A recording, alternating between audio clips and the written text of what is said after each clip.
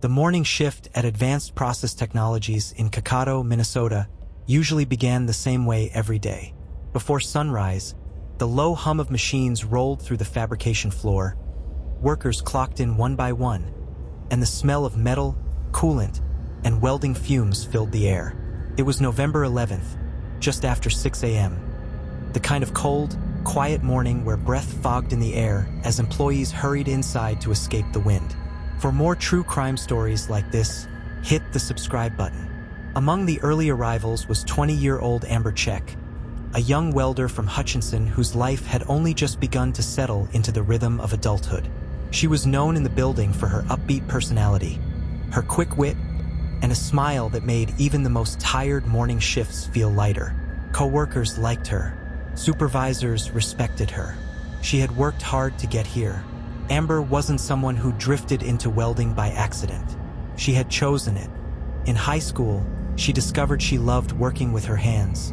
The precision, the creativity, the quiet satisfaction of building something real. That led her to Alexandria Technical and Community College, where she completed an intensive 10-month welding technology program in 2024. She excelled there. Her instructors remembered her as reliable, focused, and genuinely passionate about the trade. She wanted to build a long-term career in fabrication, maybe even run her own metal art business someday. So on that November morning, she showed up ready to work, ready to build her future one shift at a time. Inside the facility, the layout was familiar. Long rows of workstations, toolboxes tucked against metal tables, welding curtains hanging from overhead rails. It wasn't glamorous, but it was stable. It was where people came to carve out a living. Amber moved through her usual routine, setting up her station, checking her tools, preparing for the tasks ahead. She chatted briefly with a coworker, something light, something normal. Nothing in her voice or expression hinted that anything was wrong. But while Amber was settling into the day, someone else on the floor was carrying a much darker mindset. His name was David Bruce DeLong, a 40-year-old employee who worked only a short distance away. On the surface, he was just another worker reporting for the shift. But internally, something had been festering. Something no one saw clearly enough. Something no one understood until it was too late. Later reports, official statements gathered by investigators, would reveal the most chilling detail of all. DeLong admitted he had been planning to kill Amber. Not for a moment, not in sudden rage, but over time. He allegedly told investigators that he didn't like the victim, and that he had been thinking about ending her life long before this morning. No one on the floor that day knew that. No one saw the warning signs. No one imagined a coworker was quietly harboring violent, deliberate thoughts. The machines continued their early morning whir. Safety lights blinked. The room echoed with the clank of metal and the hiss of pneumatic tools. Felt like any other shift. But surveillance cameras would later prove something terrifying.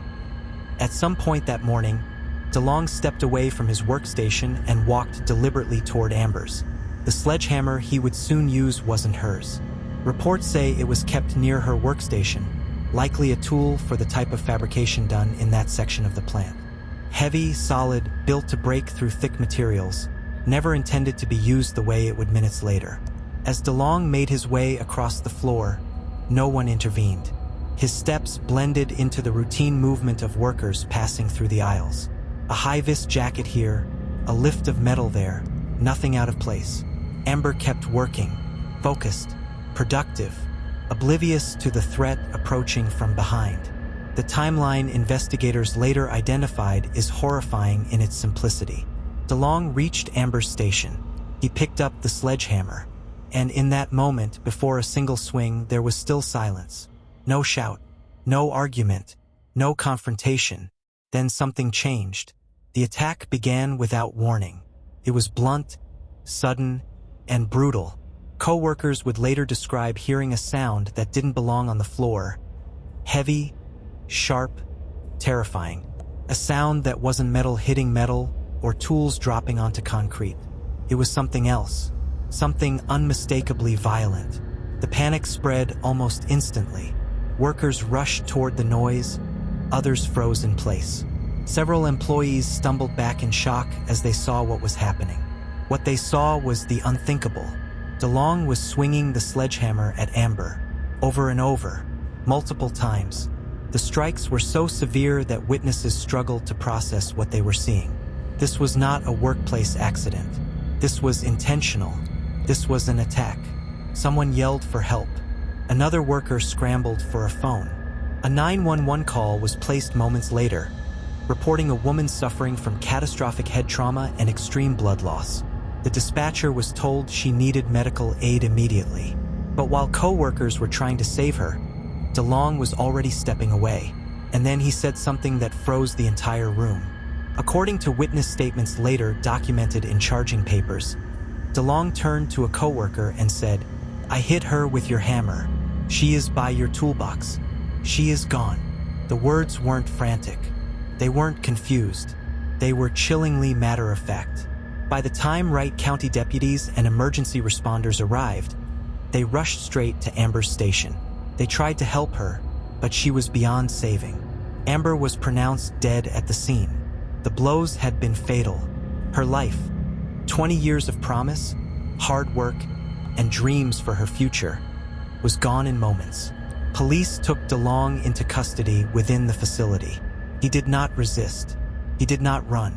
He simply went with officers as they escorted him out of the building, past co-workers who stood in shock, grief, and disbelief. Word spread rapidly, first through the workers, then the town, then across Minnesota. A young woman who had done everything right, who had shown up to work just like everyone else that morning, had been murdered inside her workplace. And as investigators began piecing together what happened, a horrifying question emerged. Why Amber? And how long had this been brewing in DeLong's mind? But the darkest turn was still to come.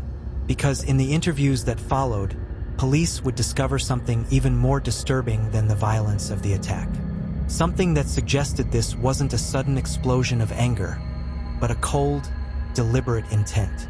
Something that would redefine the entire investigation. For more true crime stories like this, hit the subscribe button. The 911 call reached Wright County Dispatch at roughly 6:03 a.m. The voice on the line was frantic, gasping for words. A woman had been attacked inside the fabrication plant. It was bad. Major head trauma.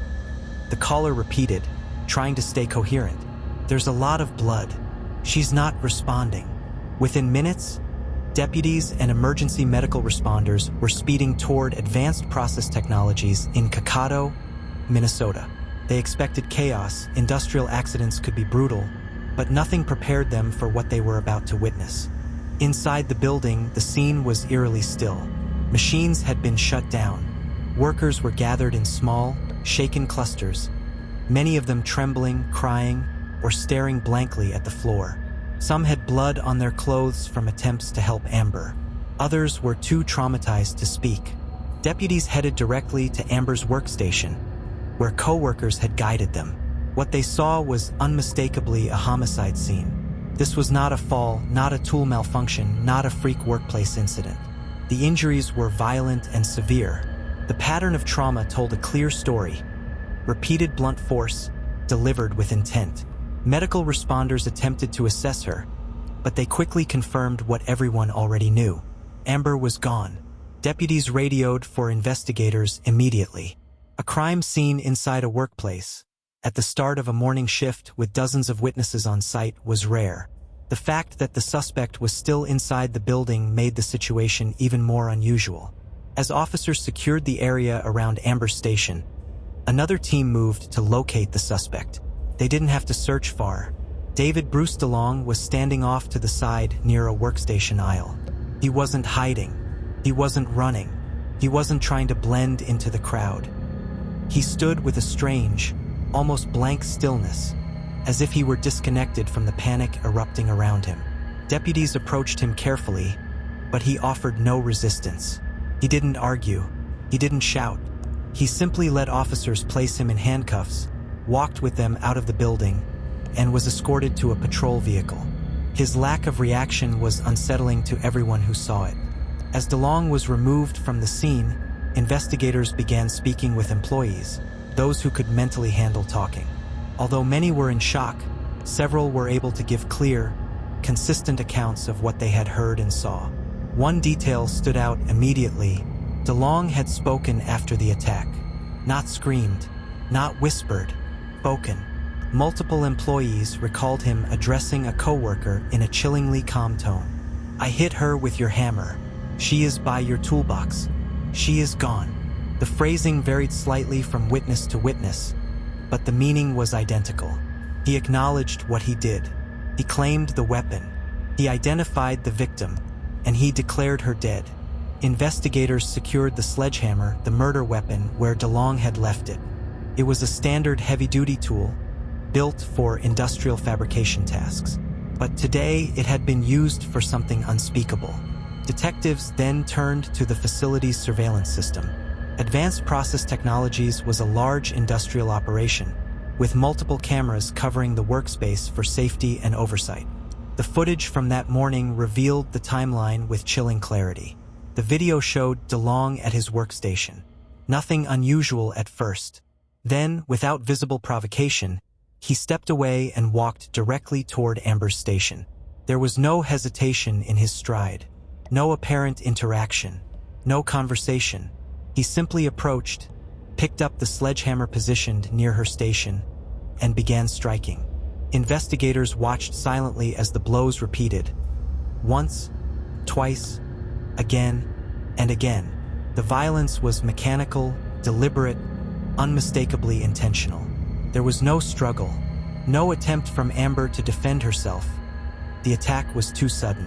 The footage alone told a story prosecutors couldn't ignore. It established opportunity, intent, weapon use, and the timeline. But the most disturbing details would come later at the sheriff's office. After being read his rights and brought into an interview room, DeLong spoke to investigators.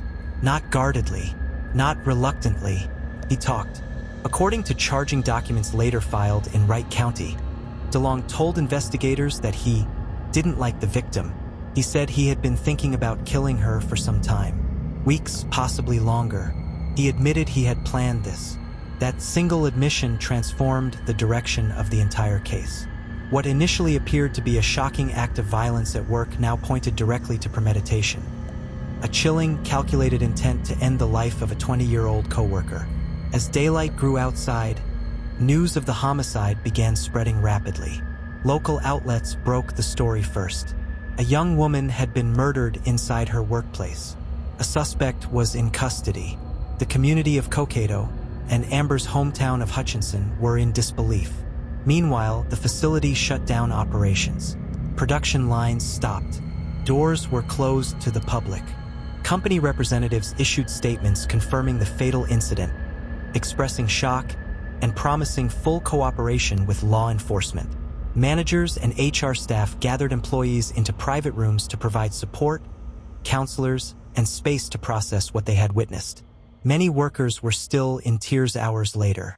Some couldn't stop replaying the moment they heard the first impact. Others were haunted by the memory of Amber's smile just minutes before the attack. Her friends were devastated. One coworker told detectives that Amber was one of the most positive people in the building. Someone who showed up early, worked hard, and tried to make others feel welcome. Another described how she had been proud of finishing her welding program at ATCC and was excited about building a long-term career. Back at the sheriff's office, investigators continued gathering statements. They wanted to understand everything they could. Had DeLong ever threatened Amber? Did he show signs of anger or fixation? Had coworkers noticed anything off about him recently? Did Amber know she was in danger? Most answers were the same. No one had seen this coming. No documented conflict. No reported harassment. No obvious warning signs. But DeLong's self-reported planning changed everything. This wasn't heat-of-the-moment rage. This wasn't workplace tension that spiraled out of control. This was something darker, something disturbingly methodical. As the first full day of the investigation progressed, the county attorney's office reviewed the evidence. Video footage, witness statements, the confession, the brutality of the attack, the deliberate nature of each action, the lack of remorse. The decision was swift.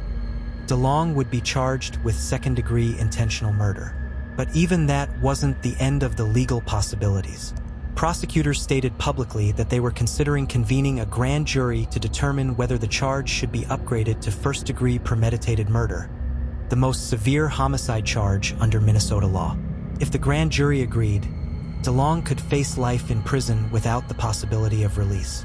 While attorneys worked behind the scenes, Amber's family received the worst kind of news. Their daughter, just 20 years old, wasn't coming home. She had gone to work like any normal day and never left the building alive. Grief swept through her community. Friends shared memories online. Her welding instructor at ATCC remembered her as hardworking and bright. People who knew her described her as funny, cheerful, full of potential.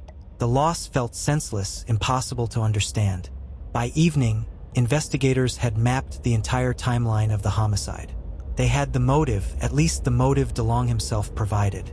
They had overwhelming evidence. And they had a community demanding answers. But for detectives, one glaring question remained. Why did DeLong fixate on Amber? What made her the target of his violent plan? And how long had he been carrying this secret?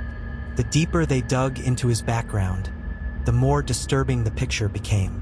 And soon, they would uncover details about DeLong's mindset that would push the case into.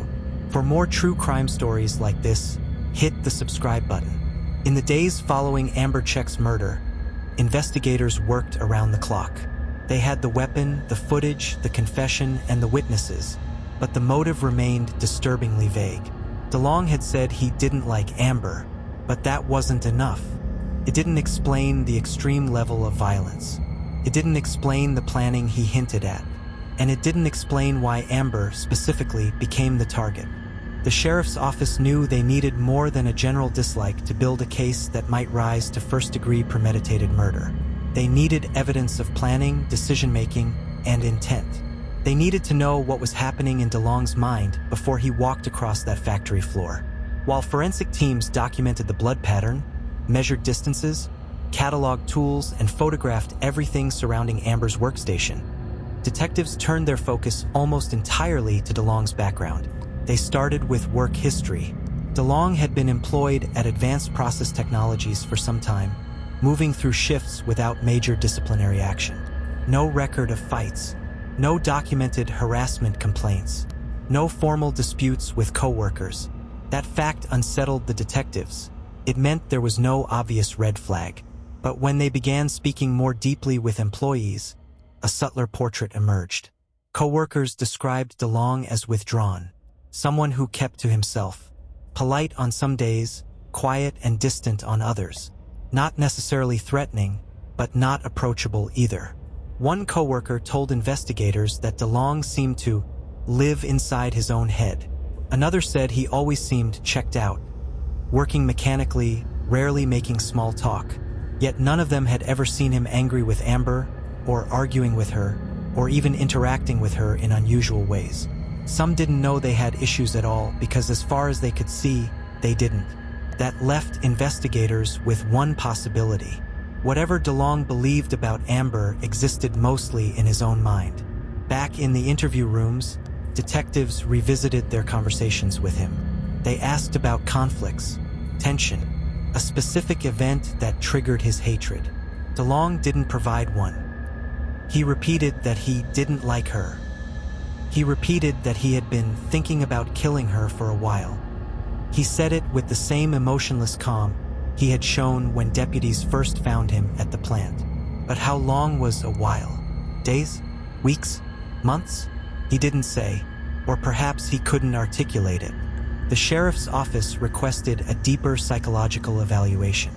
Not to excuse what he did, but to understand the risk, the intention, and the danger he may have posed to others. They also examined his past, searching for violent incidents, warnings, or behavior patterns. Nothing in his record suggested he had done something like this before. No previous charges for assault. No restraining orders. Nothing indicating he had a history of targeting coworkers or anyone else. It was this lack of prior violence that shocked investigators the most. Usually, a workplace homicide like this has a trail. Conflict with management, a fight with a coworker, repeated arguments, threats, escalating tension.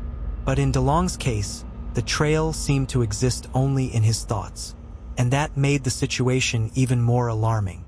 Meanwhile, the county attorney's office began preparing the foundation for the legal battle ahead. The charge, second-degree intentional murder, carried severe penalties, but the prosecutors believed they could build a case for first-degree premeditated murder if they could solidify one thing. DeLong's own admission of planning wasn't enough on its own. It needed to be supported by behavior, timeline, or intent that could be proven. So investigators dug deeper. They reviewed DeLong's attendance records, daily routines, observed patterns, and behavior at work. Several employees reported that DeLong had been quieter than usual in the days before the attack. One thought he looked agitated, though they couldn't be sure. Another said he had seemed more closed off during the early shift. Detectives asked everyone the same question. Did DeLong ever say anything about Amber before the attack? Most said no. A few remembered he seemed to avoid her. One said he once saw DeLong watching Amber with a blank, unblinking stare, longer than someone usually watches a coworker across the floor. Nothing was enough to prove motive, but together, these pieces began creating a chilling picture. DeLong's fixation wasn't visible until it erupted. While investigators gathered evidence, Amber's family faced the unbearable weight of her loss. News crews spoke with people who knew her, friends, instructors, coaches. They described a girl who had worked hard for her future, a girl who had chosen welding with pride, a girl who had shown up early, a girl who didn't deserve even a moment of what happened to her. Her college instructors at ATCC remembered her as warm, driven, and good to be around. She had completed her program with focus and ambition. She wanted to grow. She wanted to build a life around her craft. And she was doing everything right.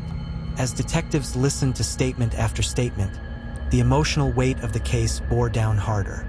They weren't just investigating a crime. They were investigating the destruction of a young woman's entire future. On the legal side, the next major step was DeLong's first court appearance. He entered the courtroom in a jail-issued jumpsuit. He looked pale, tired, hollow-eyed, but not remorseful. More detached than anything, like he wasn't fully connected to the world unraveling around him. The county attorney read the charges. The judge reviewed the evidence summary. Bail was set at an extraordinarily high amount, millions, reflecting both the brutality of the crime and DeLong's admission that he planned it. He showed no visible reaction. Back at the sheriff's office, investigators kept asking the same question that no one could yet answer. Why Amber? Why would DeLong decide she deserved to die? What triggered his fixation? They rewatched the surveillance footage. They studied his movements. They examined his workstation. They studied the angles of the attack, the speed of the strikes, and the sequence of his actions.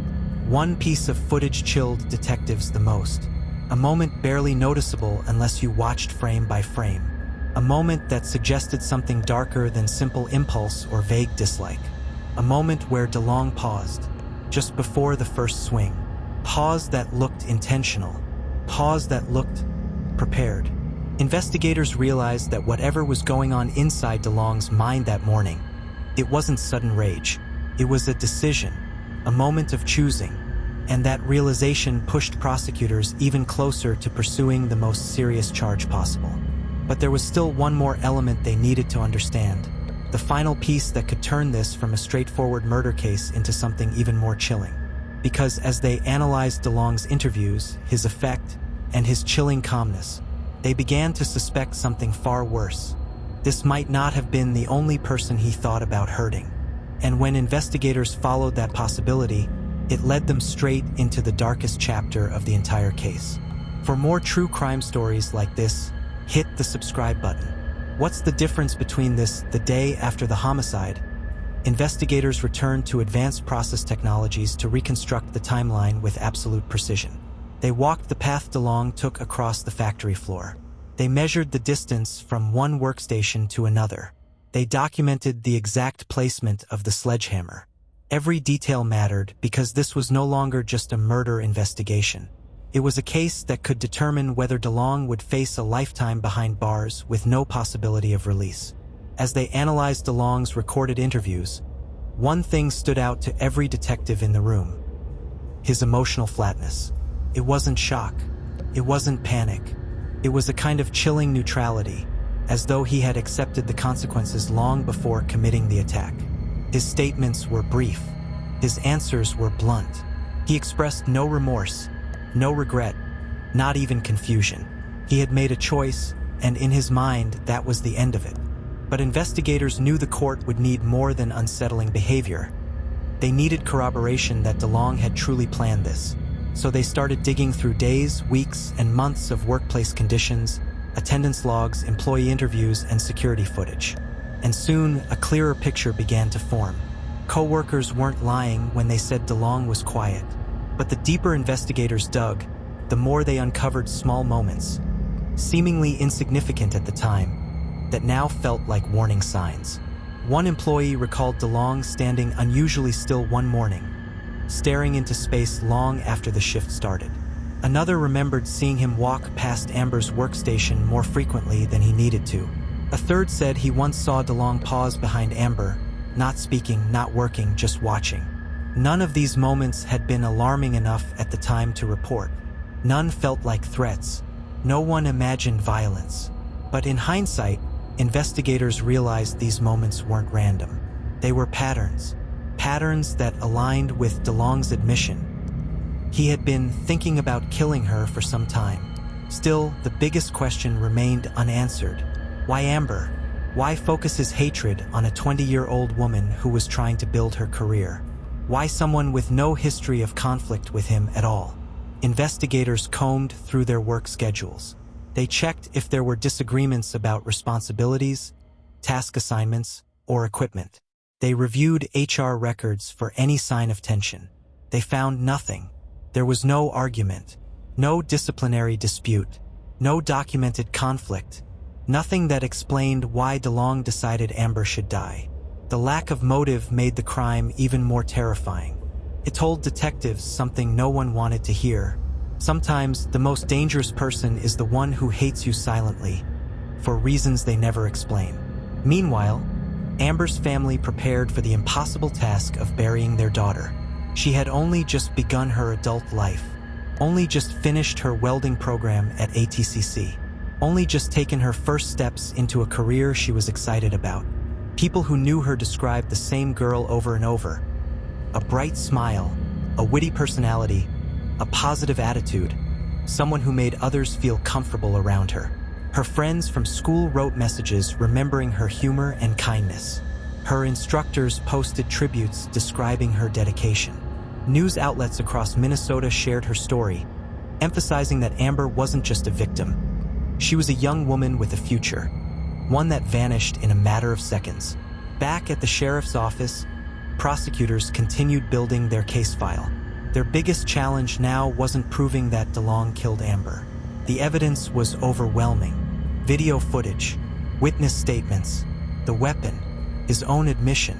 The challenge was proving he planned it.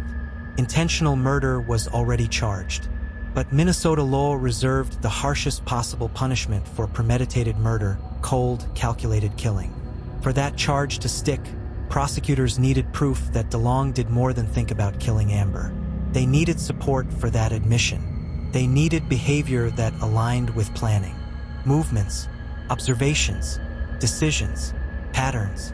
And as they pieced together DeLong's surveillance behavior, his routine deviations, and the stillness before his first strike, the image became clearer.